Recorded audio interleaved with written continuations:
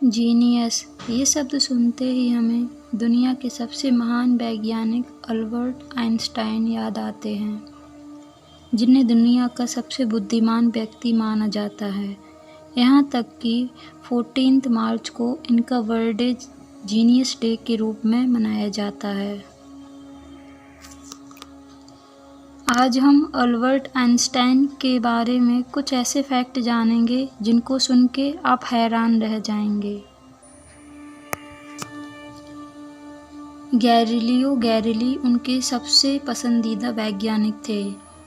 जिस साल sir Isaac Newton का जन्म हुआ, उसी साल गैलीलियो की मृत्यु हुई, और जिस साल सर आइंस्टीन का जन्म हुआ, उसी साल सर मैक्सवेल की डेथ हुई थी।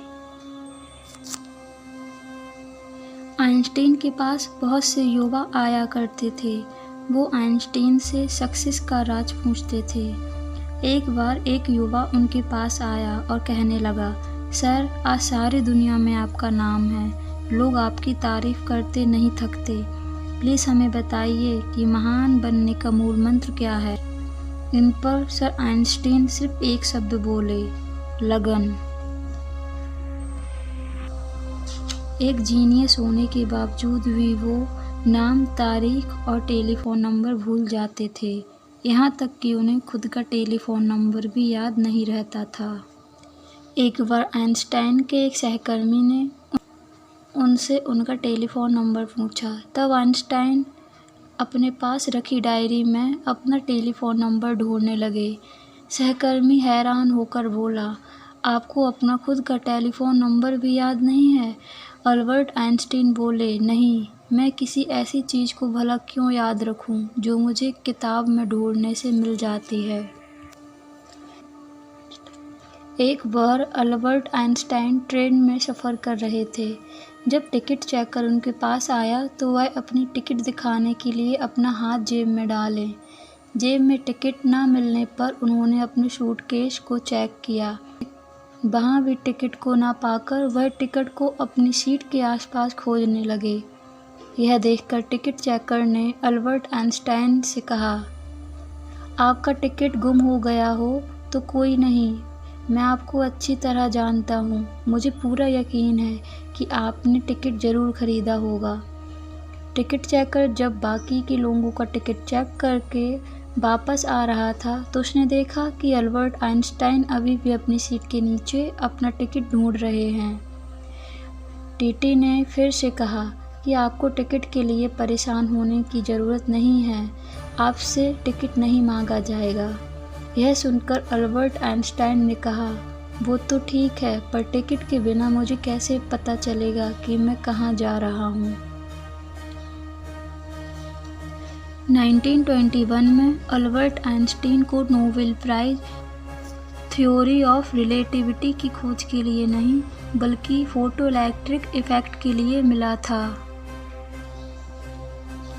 आइंस्टाइन को बाल कटवाना बिल्कुल पसंद नहीं था। उनके बाल हमेशा बिना कंघी किए होते थे, लेकिन बाद में उनका बिना कंघी किया हुआ hair style genius hair style के नाम से जाना गया था।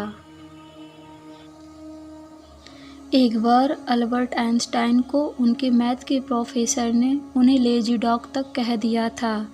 वो पढ़ाई में ज़्यादा अच्छे नहीं थे, लेकिन मैथ ही बचपन से उनका फेवरेट सब्जेक्ट था। 4 साल की उम्र तक अल्बर्ट आइंस्टाइन ठीक तरह से बोल भी नहीं पाते थे। तभी एक दिन खाना खाते हुए वह अचानक से बोल उठे, सूप बहुत गर्म है।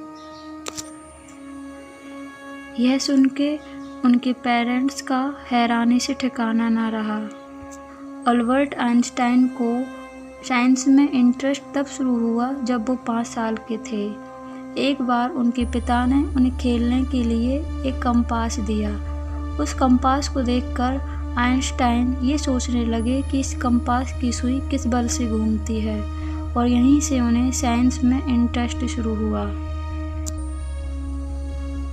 कहा जाता है कि जब 1952 में उनको इजराइल का राष्ट्रपति बनने का ऑफ़र भी आया था, लेकिन उन्होंने यह कहकर मना कर दिया था कि वो राजनीति के लिए नहीं बल्कि विज्ञान के लिए बने हैं। आइंस्टाइन को सिगार पीने का भी बहुत शौक था। जब लोग आइंस्टाइन से उनकी प्रयोगशाला के बारे में पूछते थे तो वे केवल अपने सर की ओर इशारा करके मुस्कुरा देते थे। एक वैज्ञानिक ने उनसे उनके सबसे प्रिय उपकरण के बारे में पूछा तो आइंस्टाइन ने उसे अपना फाउंटेन पेन दिखाया। वो कहते थे कि उनका दिमाग उनकी प्रयोगशाला थी और फाउंटेन पेन उनका उपकरण। वो अपने सिग्नेचर के लिए $5 लेते थे और एक स्पीच के लिए $1000 लेते थे और बाद में इन पैसों को वे चैरिटी में दान कर देते थे। एक दिन एक छात्र उनके पास आया।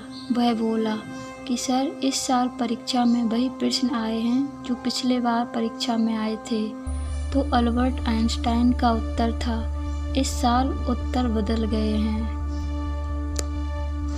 आइंस्टाइन ने अपनी अंतिम सांस लेते वक्त कुछ शब्द कहे थे जो कि जर्मन भाषा में थे। अनफॉर्चुनेटली जो व्यक्ति उस समय उनके साथ मौजूद था वो जर्मन भाषा नहीं जानता था। इसी कारण उनके कहे अंतिम शब्द हमेशा के लिए राज बन के दफन हो गए। आइंस्टाइन की मृत्यु के बाद डॉक्टर थॉमस हार्वे ने आइंस्टाइन की फैमिली इजाज़त लिए बगैर ही उनके दिमाग को रिसर्च के लिए निकाल लिया था। इस हरकत के लिए डॉक्टर हार्वे को नौकरी से निकाल दिया गया, लेकिन उन्होंने कहा कि ऐसा उन्होंने सिर्फ रिसर्च के लिए किया है और वो वादा करते हैं कि आइंस्टाइन के दिमाग पर रिसर्च करेंगे। उनके दिमाग को 20 साल तक एक जार में रखा गया और उस पर रिसर्च की गई और रिसर्च में पाया गया कि आइंस्टाइन के दिमाग में एक आम इंसान के दिमाग में मौजूद सेल से कई ज़्यादा सेल थे। इसी वजह से वो बुद्धिमान थे।